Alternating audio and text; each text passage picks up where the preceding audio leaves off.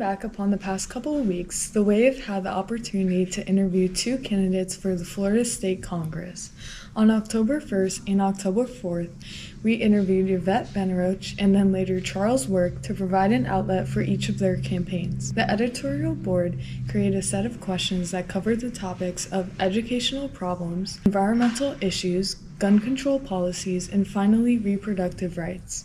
These topics personally impact TheWave and are seen as important to us as students. One of the questions that were asked was, how do you think that lives will be affected for both tourists and residents if water quality continues to decline? Leading up to that question, explaining the importance of this idea was crucial, as the managing editor stated, for the last year, Lake Okeechobee's toxic algae blooms have been released into the Gulf of Mexico and the Atlantic Ocean. As a result, the surrounding wildlife has been affected through the change in water quality. This is damaging for not only an environmental lens, but an economic one as well. Republican candidate Yvette Benarroach stated, "We've actually funded a lot of billions of dollars have gone into the Everglades.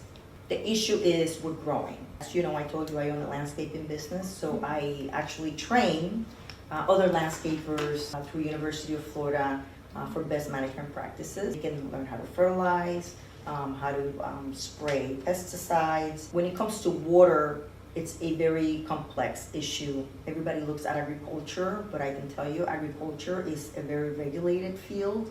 And although, yes, we're not perfect, we have best management practices. We take care of the environment because the reality is we need to grow food. Food is the way that people get controlled. If you read a little bit of history and look at Venezuela, Cuba, the way they control people is by food supply. If we depend, and we saw it in COVID, how we depended on a lot of things coming into the country, and what happened? We ran into problems. We need to make sure we protect our agriculture industry, which is under attack right now. Growth brings another problem because you have to process that water when people flush the toilet. Now you have to process more water at the water plants, and if that water plant is not equipped to take out the two nutrients that are most damaging to our water, which are nitrogen and phosphorus, then we have a problem.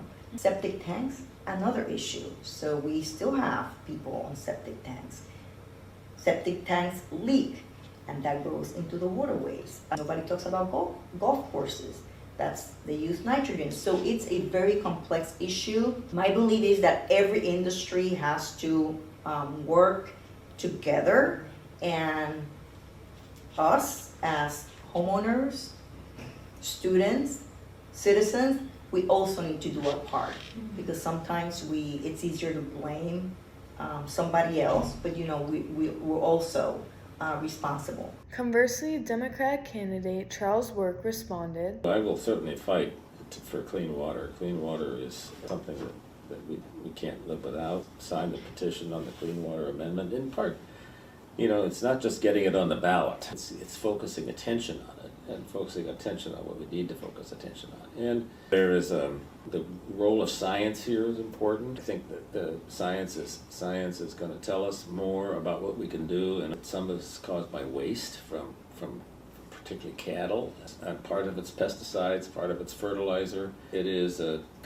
complex mix. You have to manage the flow of that water. When they can't manage it properly, then it comes down the river, and there it is, right? We have a red tide, or we have water we can't swim in. I think it is a state problem, it's a legislature problem. I lived on the Chesapeake Bay for 20 years. Chesapeake Bay was dying, and we supported a legal initiative that basically took clean water as their primary cause, put together money, and they'd use volunteer lawyers and existing regulations and started filing lawsuits on things like fertilizer, enormous agricultural areas, and that runoff is what has been a gigantic problem for the Chesapeake. I think that's one of the things that we still are lacking down here is really effective scientific studies about what's going on.